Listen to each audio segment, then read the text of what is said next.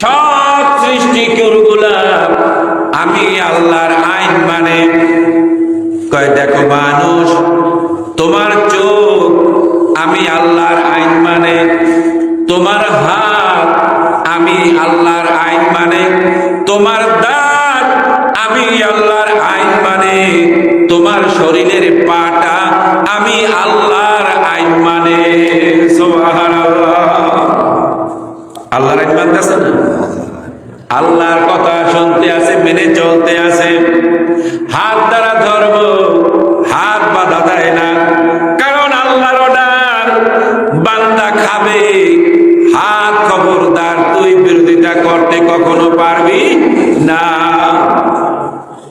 একটি আর আমার ভালোটা খাবো না মন্দটা খাবো, কিন্তু হাতের কাজ নড়াচড়া করা, ধরা, পায়ের কাজ চলাফেরা করা।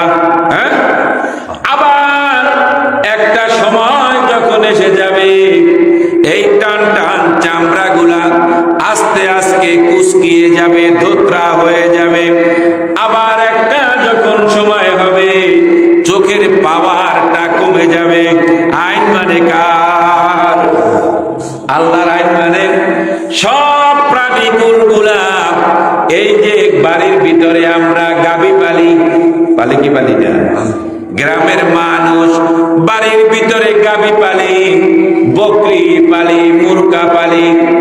গাভী বাচ্চা দিল, বাচ্চাটাকে বাইন্দা রাখা ওর মায়ের দুধটা দোয়াইয়া দোয়াইয়া নিয়ে আসলাম। গাভীও বাধা দিল না, আর বাছুরও বাধা দিল না। আল্লাহ কয় আমার আইনও মানতে আছে। সুবহানাল্লাহ। আমার আল্লাহর দাবি গোলাম, তুমি খাও, তুমি খাও, খাইয়া আমার কুদরতি কদমে সেজদায় পড়ো, আমার কোনো দাবি নাই। সুবহানাল্লাহ।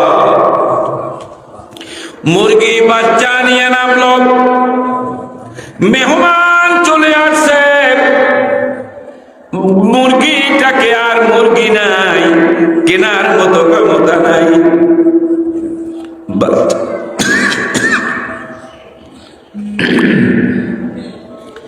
বাচ্চা গুলা রাইখা 20 মুরগিটাকে জবাই করে আমরা খাই। ওই মোরগ বাধা দিতে পারে না, কারণ ওই আল্লাহ